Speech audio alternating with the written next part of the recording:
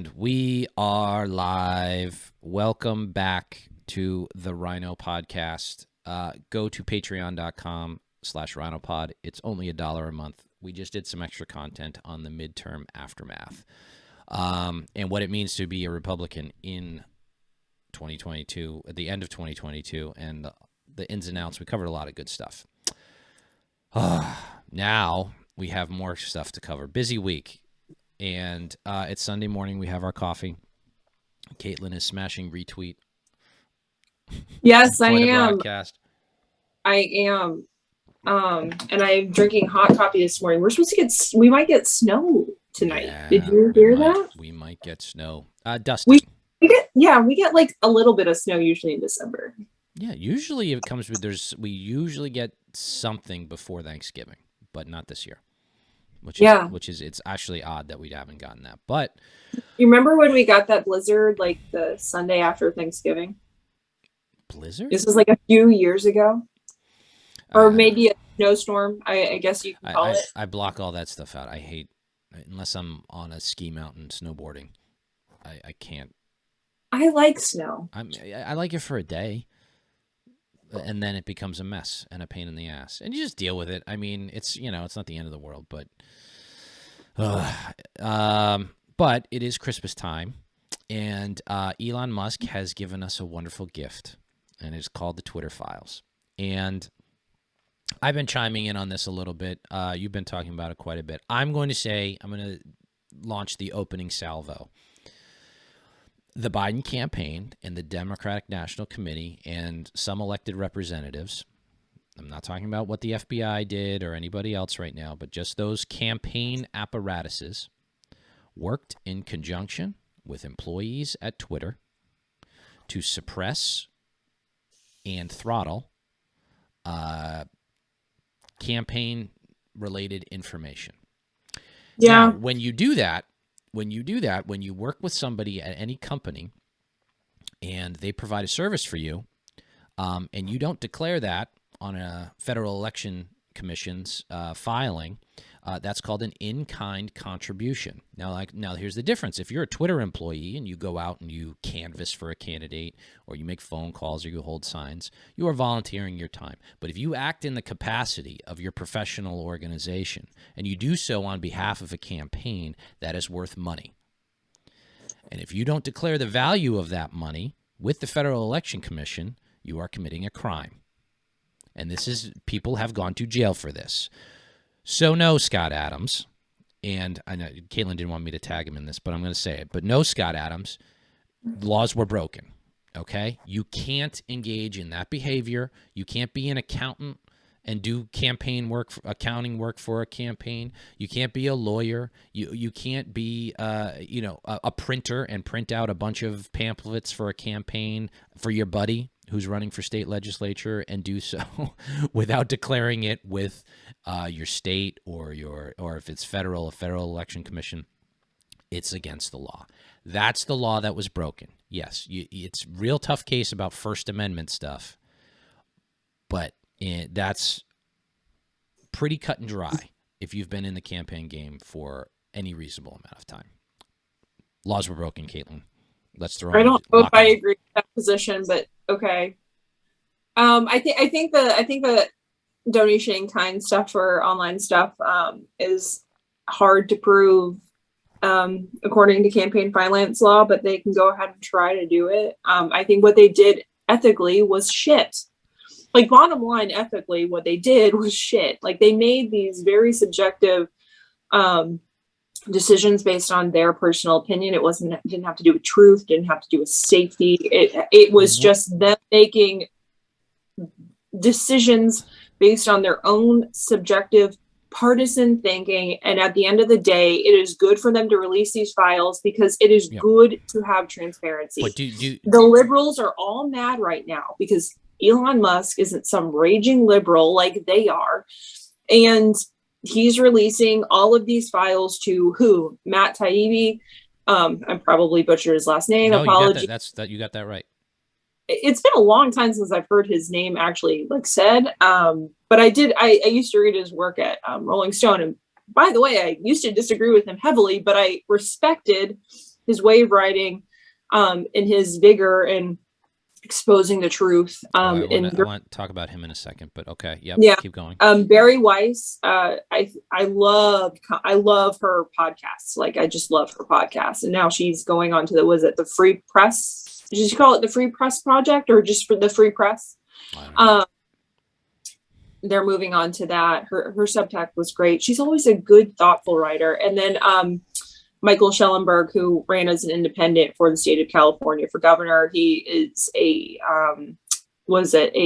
renewable energy expert. I don't want to say renewables because you automatically think like wind turbines, but I think it's nuclear energy he knows a lot about. But he's also a journalist as well. And so they've just been releasing all these files. And the thing about it with me is that there's been this like high reaction by liberals, like either freaking out about it with the first one with Matt Taibbi's long thread, that Friday night, just going and releasing a lot of this information about the inner workings of Twitter and the decision making that has been happening on it. The reaction to it was nuts. Like Ben Collins over at NBC just going crazy. These NBC people just going nuts. Mm-hmm. Like, it's like your reaction is pretty much showing that you have a partisan lean. Like, so like, that's what they're not really getting about it. Like these liberal commentators, when all you had to say was, yeah, for journalistic integrity, they were given this and they're releasing it. What was their argument again? That they're doing PR for Elon Musk. Oh, right. And for a billionaire. For a billionaire. And I was like, if you all got this treasure trove of documents, you all would have fucking released it. And well, they all got the same, Collins and a few others, they all like copy pasted. So the memo went out. You're doing PR. Yeah. For a like there was like some Slack message that went out to all of you because you had the same opinion on this. We all saw it. Like we all saw these. Yeah. No. Like we've all read your reaction. It was all crazy hyperbolic and it was all the same. Noam Bloom. Neon Taster was on commentary his podcast this week, and he mentioned that specifically. No, it's a good episode. I like Noam, and let me say, his uncle John Podhoretz pronounces it Noam or Noam. And I'm like Noam. I thought it was just Noam. Like anyway, everybody messes up his name. But all right, so a couple things on that. I think. To not that I want to even mention Scott Adams too much because he's kind of annoying. But he had a point that you said it at the beginning. They acted unethically and did all these things. I think they sincerely believe they're the good guys.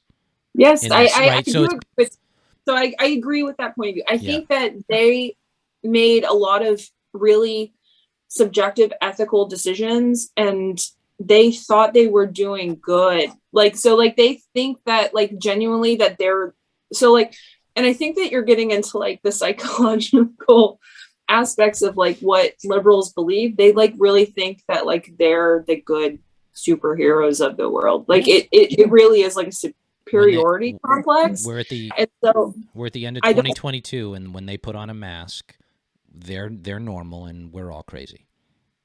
They think they're the good guys. It's something's broken in their brain. Well, they also the thing is when they do what was it? I'm gonna butcher this last name too. Is it Yoel Roth, who was the head of Truth and Safety at? That's pretty close, Yoel. I think I would say Yoel. Yeah. I'm sorry, Yoel Roth, who was the head of Truth and Safety at Twitter. Wait. It can't be truth. Twitter. It can't be Truth and Safety. It's got. Wait, I'd rather we mess up his name. It's something like that. I'd have to look up. It was Safety. Safety was in there, but I don't know about Truth. But yeah, I've seen. I haven't paid attention to that. That came across my feed more recently. I do think they thought they were the good guys, right? But. Yes, former head of Truth. I'm literally on his Twitter right now. Former head of Trust. I'm sorry, Trust. Yes, exactly. Okay. Truth and Safety. Yeah, okay, so I'm sorry, that was my total bad. Anyway, they went back into his tweets, and it's just weird. Oh well, okay. I haven't really read through that, so we can't I don't want to dive into that too much. That'll get unfolded But today. he's kind of like weird. Like I don't know. Like it was one of the something that spread last night where he was talking about like something, and like people were like, "That's QAnon," and it's like, no, it's not QAnon. It's just fucking weird, you morons. Like to a normal person posting about that, you would inside of we. I like don't really wait, time out. Unless we can't. I can't. I don't want to say it. All right, then I can't get. I think I know what you're talking about, but I kind of forget. So let's just keep on the Twitter files thing. But anyway, I mean, yeah. So like we have 3 journalists right now dumping a lot of Twitter files. One was on the banning of Donald Trump. One was on the shadow ban, which the shadow ban one like was funny because they're like, Twitter's been honest about shadow banning since 2018. And it's like, not really. No, not at all. But this pissed me off. Well, hang on. This moderately pissed me off because it did piss you off because this is so with Sue O'Connell, I got back and forth. By the way, Sue, we're gonna go to dinner because you lost your bet on the midterms. But there's this take, and David Bernstein, and these are local, formerly local reporters, and David Bernstein and Sue's still local. Who are like our friend who's been on the podcast. Oh my God, why can't I think of his name? Because Justin Lee had a good point. It's just like they go through the thing. Well, this was never happening to begin with. Twitter files proves it was happening. Oh well, we knew about this all along, and it's been reported. See here, I'm like, well, actually, and I pointed this out to Sue. The report you put out denied it was occurring. Twitter denied it. The experts quoted in the article denied that it was occurring, and it's just a conspiracy theory. What we saw evidence of is that they were explicitly targeting conservatives. Like they targeted several conservatives on do not elevate or do not amplify. They call shadow banning, what was it? Visibility filtering. Visibility filtering. Oh yeah, they're not shadow banning, they're visibility filtering. Oh, it's like, oh, they're visibility filtering. God. I've noticed since they've turned this off that I've gotten a lot of followers. So hello everybody. But hey, follow me if you're watching this. Follow Jeff. I need more followers. I've been stuck around 1,400 or 1,500 for years, and I would gain them and then they'd magically disappear. I should be at around 3,000, but whatever. But yeah, no. Now the journos are denying it. The journos are, and it's just I say moderately pissed me off because it's annoying because it just proves, as I said back to David Bernstein, it just proves like nobody cares. Like I'm pointing it out because I want to call you out, and I kind of enjoy doing it, and it's moderately annoying when you do that. But you have there's no credibility left in journalism. Nobody believes you. You're just doing work for the Democratic Party. And okay, that's fine. We've all accepted it. And I've accepted it for years. It doesn't work everywhere else. Like, I mean, like, I think journos need to realize that, like, first of all, they put Twitter on this, like, weird pedestal of being, like, the one social media where they can like gain a lot of like amplification of their opinions, and so like on Facebook you can't do that really, and then on Instagram you have to have some sort of image, right? Like half these journalists just can't figure that part out. Twitter is the best, right? Okay, and so I'm gonna say, Elon, Don, like, give me a break. Like, you're gonna go there and be like, this sucks. Because it sucks. It sucked the same way Parler sucked, and the same way the other ones, whatever it was. Well, Parler was just filled with garbage. Like, I assume that Mastodon is like just like liberals telling on each other the entire time and one-upping each other on their own morality and superiority complex. But like, Twitter is where you like put out your opinion. And you could have like some sort of debate with people in short form on an opinion that you post. So like a journo is going to post like Ben Collins. Like, let's put up Ben Collins. Ben Collins posts something on Twitter and he could have that back and forth on it. He doesn't. He acts like a superior little idiot. But like, that's where he's going to be amplified. He's never going to be amplified in the same way on like Facebook, Instagram, or Mastodon. He's only going to have that on Twitter. And so he's staying around probably because NBC is owned by Comcast, and Comcast is a huge Democratic donor right now. they, they're never going to be amplified in the same way. So what they're mad about right now is that these controls that used to be in the hands of like Ewell Roth and the other legal head, I'm sorry, I just completely forgot her name. They're not in control anymore. And that's what their big issue is. It's the control aspect. Yeah. Twitter is the shiniest and best toy we have to play with. It is the best. I kind of laughed when like everyone's like, this is the last 24 hours of Twitter after everyone left. I'm like, I think you all realize that awesome. In the pandemic, a lot of tech companies hired a lot of people, and it was like a lot of overhead. Like they hired a lot of people because everyone was at home and everyone was on social media at that time because you couldn't be out because you were locked down. So they hired a lot of people remotely. These jobs were never permanent. Like you could run a social media company with less than 1,000. Like that wouldn't surprise me at all. I love the fact, and I work in tech, so I know this stuff, and I know these engineers. I know engineers, and they're brilliant. Like these engineers are brilliant. No, I mean the ones that Elon fired. You saw them. I loved the fact that like you saw them from their Twitter account when they got fired.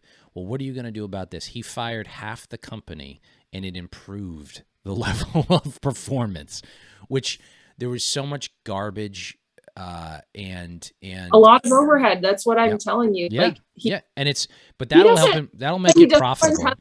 Right. He doesn't run Tesla this way. He doesn't run SpaceX this way. Like, I mean, a lot of people don't understand like old school corporate culture. Like they think that it's like all snack rooms and their boss should be nice to you and all this other stuff. No, the expectation is that you come to work, you do your job, and you perform well. Like, so like, I mean, Elon's SpaceX culture, I mean, what I was seeing was him essentially implementing the same thing at Twitter that he had at SpaceX. I have friends that work at SpaceX. So like, that's what I've seen. It's a startup mentality. It's a startup mentality where you're burning the midnight oil and you're going balls to the wall to get things done. Yeah.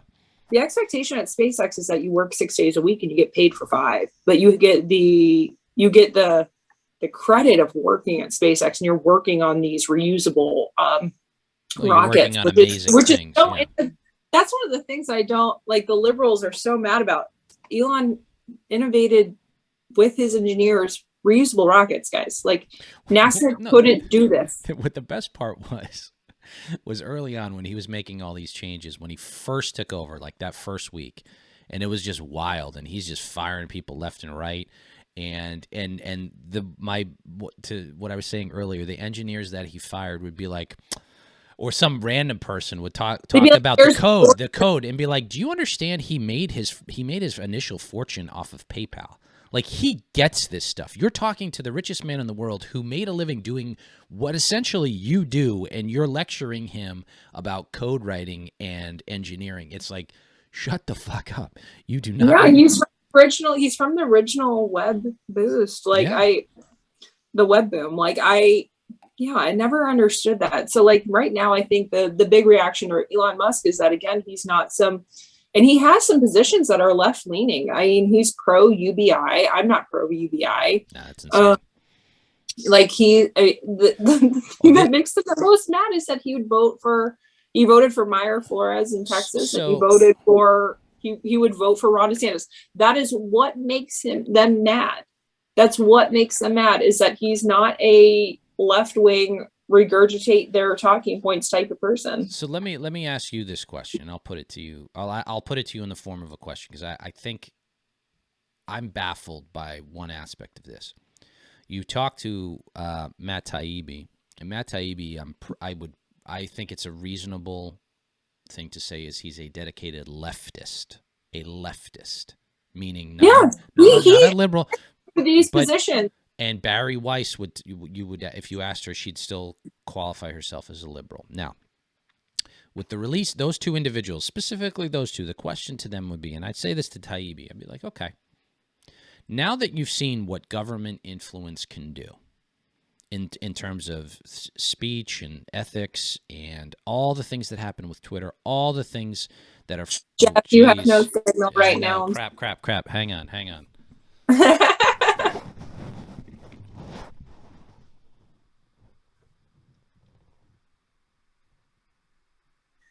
Yeah, guys. So, Sorry, we're vamping here. sorry here. Yeah, I mean, it's Shit. Oh man. Oh boy. if you couldn't see, I've talked about this on Twitter about something that's exciting happening in my life, but I'm moving. We bought a house. I just wanted to make sure everyone knew that. I'm announcing it Sorry. more on the podcast. Can take up to 3 minutes. I'm moving Sorry, into a everybody. house Technical right now. difficulties. 1 second. Tell them about your new house, Caitlin. Yeah, no, we're really excited. It was built in the 1800s. It's got to probably have like 5 ghosts. And so, yeah, we're really excited. There's a little bit of work we got to do because it's an older house, and the people who lived there before us did a really good job of upkeeping it. But we're, hey, Jeff. All right, my apologies. Hey, look, we're not. Look, we're on a budget. This is why need to go to contribute to the Patreon, only $1 a month, so we can. And Jeff has more technology than I do. I do this on an iPad that I bought 3 years ago that has good tech specs. So. The camera I have is probably 10 years old. Maybe it's time for a new one. I do have a new Airbook that I could probably start filming on, but I don't know when you move into your new house. When you move into your new house, you can set up an office with Mr. Caitlin and put like those nice fancy. I'll tell you, I'll even come over there and I'll help you set it up for like Zooms. We'll get a nice ring light. You get those cool lights in the background, so when he or you have Zoom calls, you can totally just do it that way. I know. I want to set up like a little desk and have like this like wingback chair that I've been like eyeing at Boston. Yeah. No one buy it, please. No, we'll blow it out. We'll blow it out right. All right. So back to Taibbi. So my question to them with Taibbi is like dedicated leftist. And if you're a leftist, you believe in government control of most aspects of life. There's no way you can reconcile what has taken place in the past few years and what you've exposed with Twitter with being in favor of socialized medicine, government-run medicine, in favor of nationalizing industries, in favor of all the he's pro single payer. Like I want to say that I've read that he is, but like again, like he's a leftist, and the problem is like there's actually a really good meme that I wanted to send you so you could post it. I actually found this a long time ago, but it's like, let me see if I can pull it up. It's this one. Do you know what I'm talking about? I do. Yeah. We moved and they, yeah, right. So it's like you got the lefties on one side, the righties on one side, and you have the one person in the center. And the one person in the center is like, I think both sides have some good ideas. And so the lefties push that person over to the right, and the little like the pink person was like, are you okay? And it's like, yeah, thanks. And then the little blue person's like, why are you siding with the bad guys? It's like, what? Like, you know what I mean? Like, it's like kind of that reaction that like the normal people are like, yeah, Matt Taibbi is not on the right. He's just releasing information that was given to him, and he's acting as a journalist. When he is given information like this, he is going to release it. And so he is going to go through it. He is going to inspect it. He's going to make sure everything is verified. That's what these journalists are supposed to do. But then in an opinion, in a lot of the things that he's written, he's going to advocate and push for the same mentality for things that he apparently objects to in the Twitter files. Okay. I mean, if you're a leftist, you do not want free speech. You need to censor the speech of those on the right. You have to. You need government control.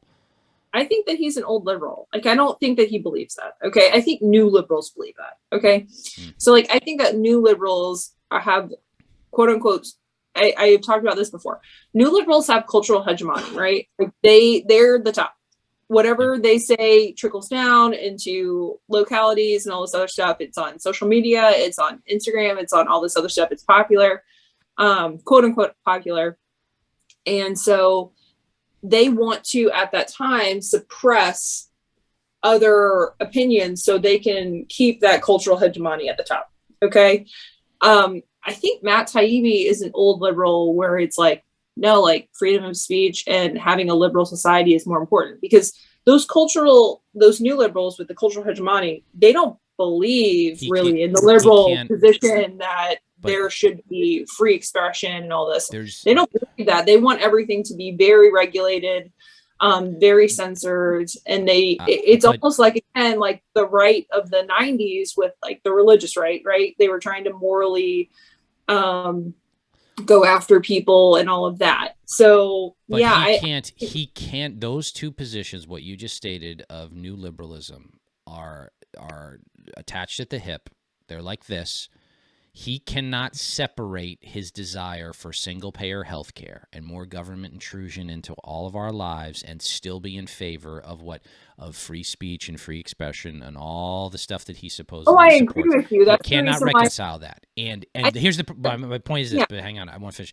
Because he cannot reconcile that, and where your smart brain would be like, go, okay, well, at least go more libertarian. Like, no single-payer, no government intrusion, no massive confiscation of wealth and income and all that stuff that he clearly supports. That would be the logical path. He won't go that path. He will go the other way.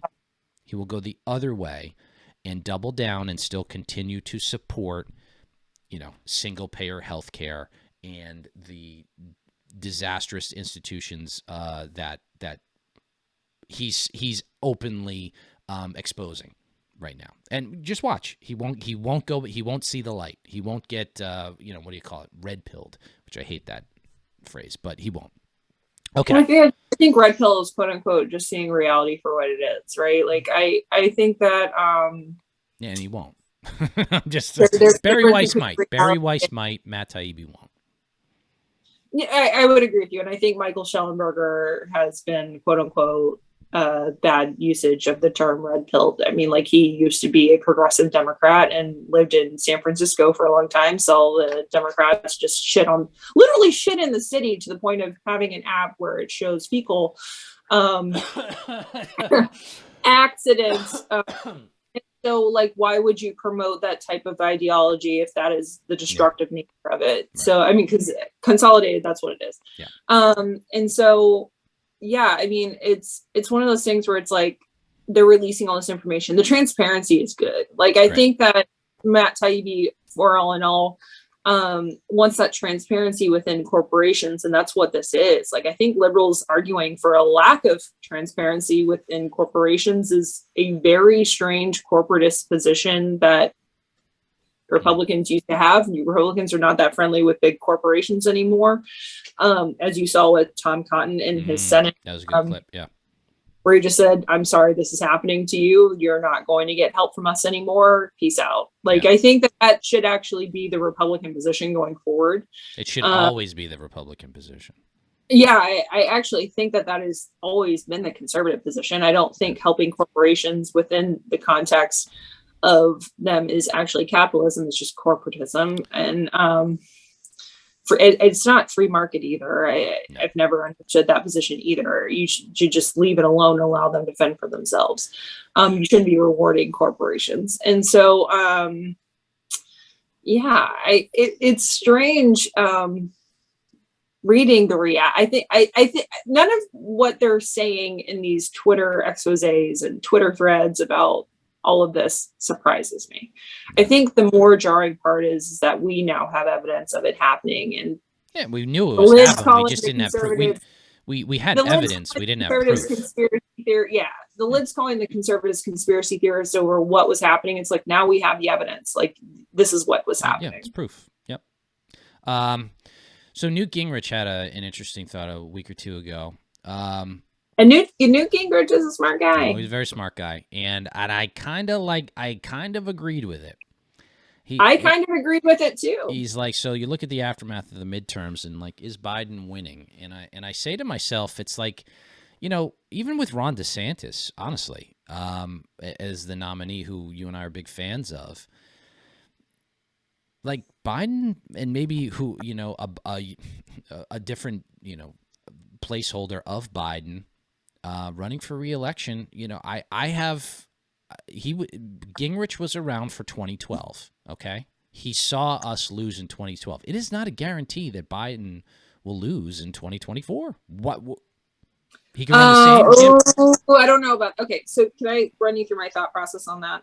Yeah. Okay, so you can't compare Obama and Biden at all. Okay, Obama was a cultural phenomenon. Okay, Biden is not. Okay, so I do have to say that Biden is not a cultural phenomenon. Biden is literally a placeholder, and so, but he is winning right now, being the placeholder, because he's keeping his mouth shut, doing normie stuff, not really agitating. He did in the beginning. God damn it. Again, he's not really agitating the conservatives too much. He did in the beginning because J6 happened and he came in, like, of course he was, right? They were going to push their legislative agenda, and their legislative agenda was massive spending projects. It was that huge COVID relief bill. They came in immediately, guns blazing on it. And so, yeah, he did in the beginning, but after maybe the Afghanistan withdrawal, the Biden administration, minus them being shitheads on Twitter, didn't really try to piss off the conservatives that much. Like, I don't know. I apologize, folks. So at this time, okay, that Biden is doing this, okay, his approval is sinking, but his disapproval is rising. Okay, so he has a pretty strong disapproval rating at like 53 on 538 this week that I saw. And so on the side of that, we have Donald Trump. And so Donald Trump decided to get involved in primaries for Senate candidates, governorship races. And so that's a side establishment. I think we all need to be kind of real on that. He got involved, and Donald Trump has a disapproval rating of 55 on 538. And so he's more hated than Biden is. So when Trump got involved in a lot of our midterm races, indies and moderates voted for the quote unquote Dem. I don't want to say normie Dem, because I don't think Katie Hobbs is a normal person. I don't think she's a moderate. But that's a parallel between, Hobbs and Biden. There's a parallel. It's just like but she kept her mouth shut and allowed Republicans to destroy themselves. And that is the point that I think people need to understand. They kept their mouth shut, allowed the Republican to say crazy ass shit like Carrie Lake does, going on Steve Bannon's show, which is fringe and ridiculous. Like, wait, I gotta show the Open Up audience. This is my new nickname for Carrie Lake. This is Gozer the Gozerian from Ghostbusters. Now, if you can't tell me that's not Carrie Lake, I just can't talk to you. All right, back to that. Sorry. Anyway, I Gingrich has a point.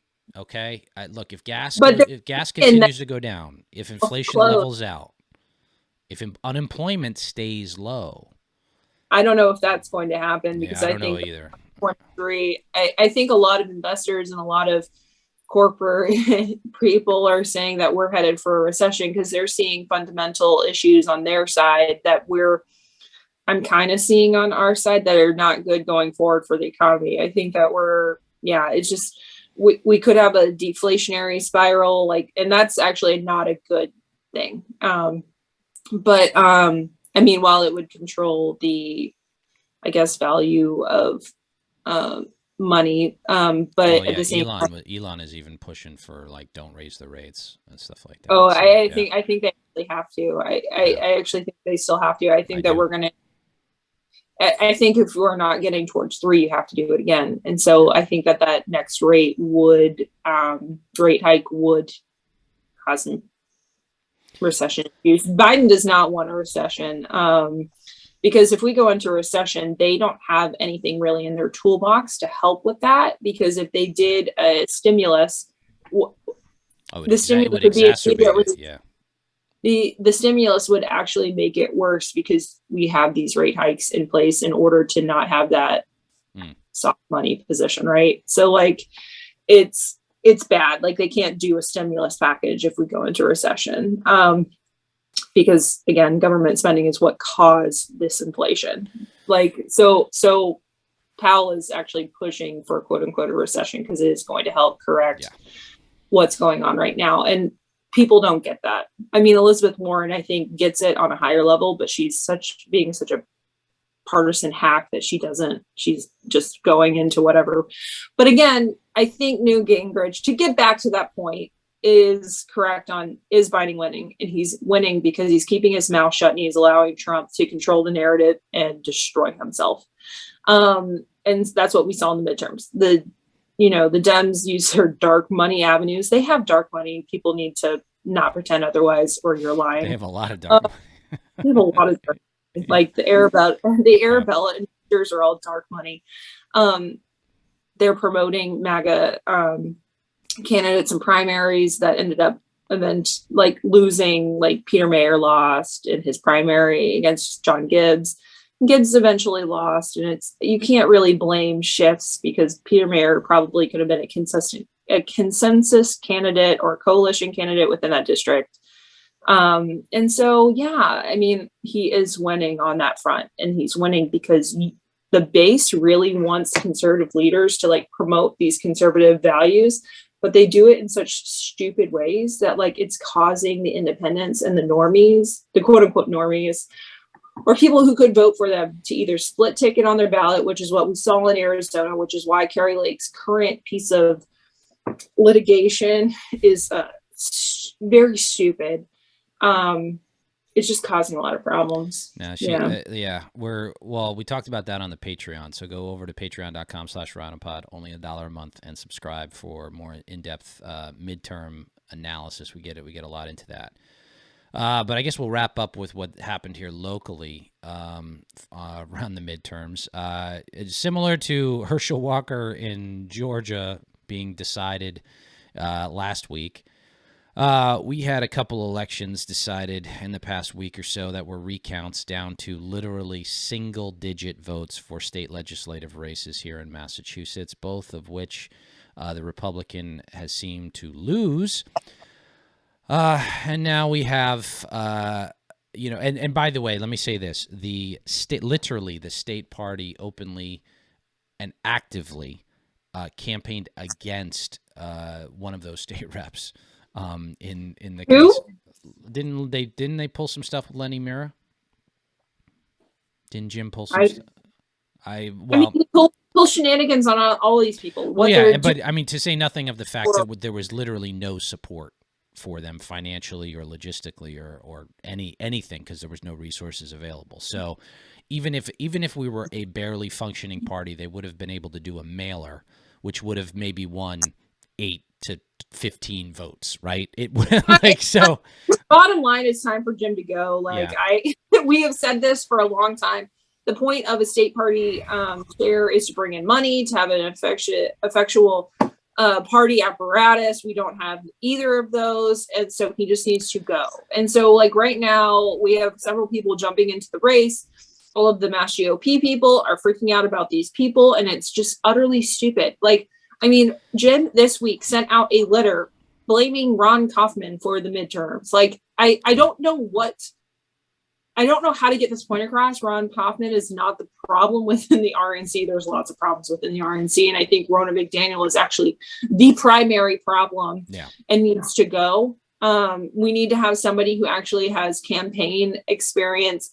And Ronna McDaniel, within Michigan, she did what she needed to do. That's fine. But I'm sorry, but like what Lee Zeldin did in New York was a lot harder than what she did in Michigan. Mm-hmm. And we need to figure out how to reach these people. We need a new message. Ronna McDaniel is not an effective communicator anymore, and she should have stepped aside. But what these people do at the RNC is they consolidate votes, and they almost threaten them in order to not get funding from the RNC for their states. And so she votes these people, the RNC committee people, vote for Ronna McDaniel because it really does piss me off, because I think that Lee Zeldin could have done a good job. And now we have Mike Lindell, who this is more of the is a fucking crazy person stepping into this race. Yeah. And then we have Harmeet. I'm gonna mispronounce her last name. Is it Dillion? Is that how you pronounce it? No Harmeet idea. Dillon is one of the GOP's lawyers.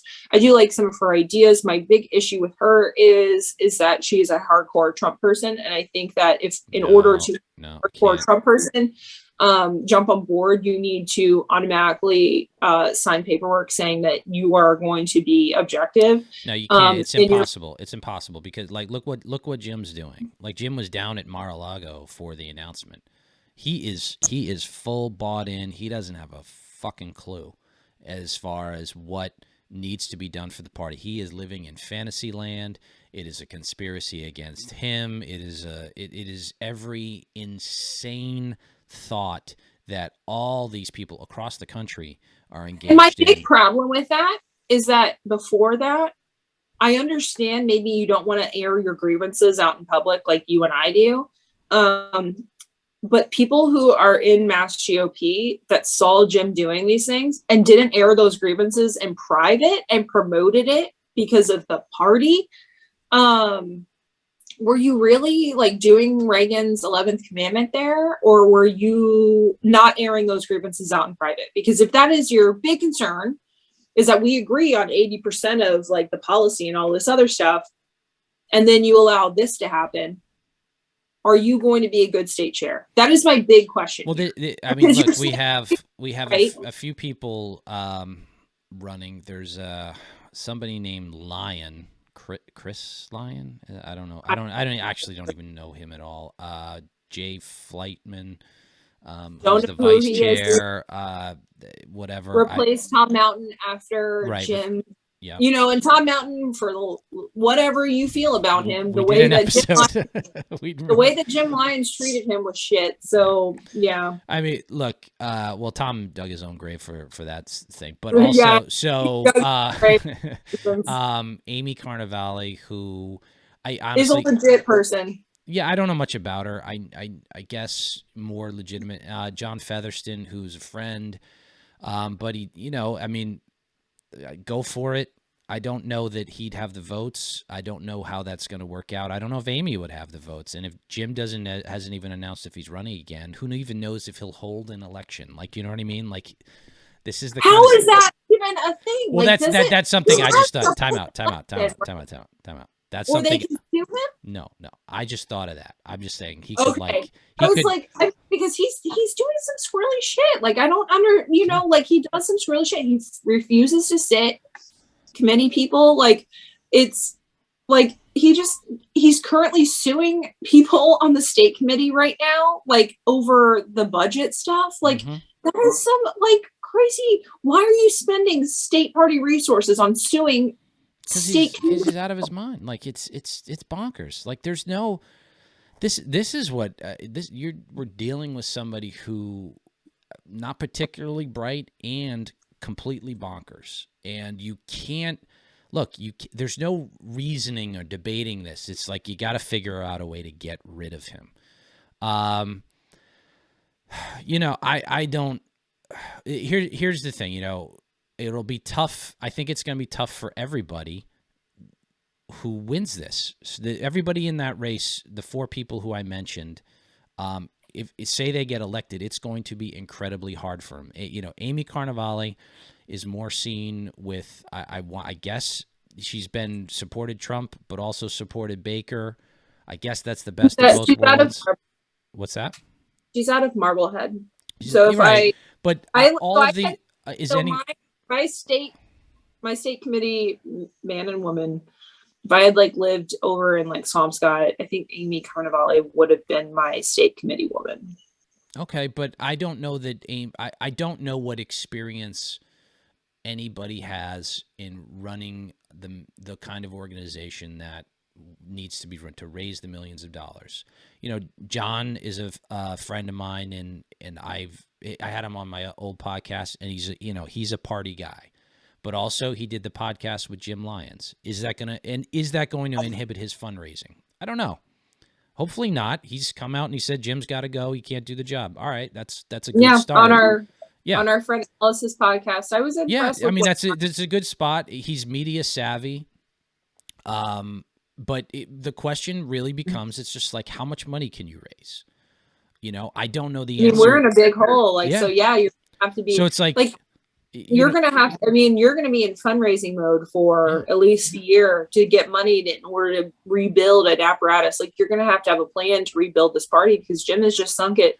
You're going to have to go to your lawyer and say, we're trying to pull this lawsuit out. I mean, good God, what are we wasting our time on here? Like, this is like what resources are going towards. Like, you as a new state chair are just going to have to undo so much, and you're going to have to do an entire, I mean, we've talked about it. You're going to have to do an entire media revamp. Like, well, this is the thing. I'd be happy to help, if John or Amy win. I have ideas that we can actually start to knock it out.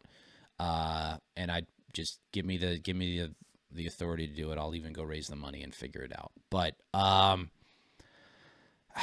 I don't know. You know what I mean? Like, I don't know how it's going to shake out. I think probably Amy or John would be the best choices. They would both be better than Jim. But and oh, by the way, so there was a Patreon, I think, that we did that I was considering it. Yes. I can't do it. I'm precluded from doing it. But I don't know how, like, you or I even saying this person or this person would be helpful or hurt. I don't want to say, like, oh, vote for Amy or vote for John, and then they're like, all the shit that we've talked, have it blow back in their faces. I could probably say of the 4 that are out there, those are the only 2 I would consider. I don't know. I think that's fair. I mean, like, the thing is, I don't think we've said really truly negative about either John or Amy. No, of course not. No, but that's, I mean, they're both people that have good intentions. The problem is that we're dealing with somebody on the state chair that has bad intentions and is just driving the state party into the ground in a worse way than Pennsylvania GOP. Yeah. And so you have to stop the destruction at some point, because this is destroying it, right? Like, well, I think it's right now it's going to court over one vote in his district. One vote. I think okay, if you didn't help him at all in this process, one vote, we will lose another seat. If we lose this other seat, there is no point to you. There's no point to you being in leadership. And if you kind of bitch about it, like, oh, the good old boys, like, we need to keep you in power because you're a Trump guy, and the good old boy club that, is keeping these people in power, the fringe partisans, you need to wake up, because the shift is happening away from Trump, and you are going to be on the losing side here. I mean, they already are. The thing is, it's been, you've already taken it's been a while. The most popular Republican governor that you agree with on like 75% of things, and have pushed him to the point where he didn't run again. Like, what the fuck are you doing? Like, what the fuck? Well, like, I'm sorry, but I can't. They full stop after November, and then we're seeing just the aftermath of these recounts. Not on the brink of extinction. We are fully destroyed as a party. It does not work. We're broke. You need to go. No. Jim, you need to go. You need to go. Just relent. Just relent. For the sake of the Republican Party, just relent and go. I think he's going to run again. Cool. Like, what's the point of being a Republican then? Like, that's the other thing that's like, why would I remain in a party where you're in charge and we keep losing power, and you, like, what's the point of you? Like, people you and I complain about him, but at the same time, like, you are not making actions in order for us to win seats. The thing that in politics that you have to do is you have to win elections. You're not winning elections. Like, bottom line, you're not winning elections. You're treating the Mass GOP convention as your... He doesn't care. He doesn't care. I have the quote somewhere screen grabbed where he's okay with losing because it's like he made some, argument, or so we made the case to the voters. Like, no, you didn't. He's a loser. Here's where there may be like a shred of thing of light where he may just resign and not run. And where this is the kind of stuff. He's at a level where you're destroying your family, because because what happens now is like your kids and your wife and your brothers and your sisters and your nieces, your nephews, your uncles, like they start to look at you and go, yeah, you do this. Like they'll be like, I'm leaving you. Like I'm never talking to you again. Or like, you're not going to see your grandkids unless you cut this out. Like that kind of stuff. Like that might be at the point where it's embarrassing enough and he's acting insane enough to bring it to that point. But I don't know if but maybe, people have strong wills and they may just be like, no, I'm doubling down and I'm running for re-election. Let me tell you something. There is a non-zero component of the state committee. I would put it at least 25 votes that will vote for him again. And the way it would work, to the best of my knowledge, is you need 50%. So 4 people are running right now, and then Jim's 5. It will go to the top, I think the top 2 vote getters. Maybe it's the top 3, but there's a round of votes. It's almost like a ranked choice. Yeah, right. So each time, some person would, maybe 1 or 2 people would drop off for the next balloting process. I don't know how 4 people shakes out to getting rid of Jim. I think once it's down to 1-on-1, I mean, there's a decent shot he loses. I don't know who that is, whether that's John Featherston or Amy Carnevale. I don't know. I really, really don't know. Both of them would be better than Jim, but I'll say that both of them would be better than Jim, because I'm not going to say either one, because I don't want to sway it either way. Right. I think me putting my voice into it, even you putting your voice into it, could sway it in one direction the right way or the other way. You know what I mean? Like with just the way the opinions work. So we'll see. I mean, it's going to be happening probably in about 4 weeks, maybe 5. They have to have the election in January. So we'll see what happens. And then, I think I just want to make it clear when people reach out to me and when they say that they get called a rhino by people in Massachusetts, and these are people who are party people who have always held on to the wagon, and then they come out and reach out to me and be like, yeah, I got called a rhino. And it's like, oh yeah. You get called a rhino for just simple criticism. That's not okay. Because at this point, we're at rock bottom and we're not winning. And so what point do you openly say that this is, because Reagan's 11th commandment doesn't, I'm sorry, it just doesn't apply. We're not winning. So no. We're, by the way, that, Reagan wasn't right on everything. Well, he was. I mean, he supported, I think the 11th commandment thing is fine when you're winning. Right now we're not winning. So you're not going to get that benefit of the doubt. So you're going to need to get over it, man up, probably resign. Yeah. Jim's got to go. So, all right. We went pretty long on this one. So you got lots of content, folks. Get on over to the Patreon, sign up there. Join for only $1 a month. And,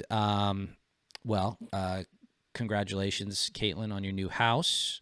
Merry Christmas to, U-Haul, or those, U-Haul boxes or Home Depot boxes for packing. We may do one more episode before Christmas. Merry Christmas to all. Get all your shopping done. And I don't know. That's it. I mean, it's exhausting, but we'll be back. We'll try to get one episode in before the holidays. So, all right. Bye, everybody. Have a great week. Take care. Bye.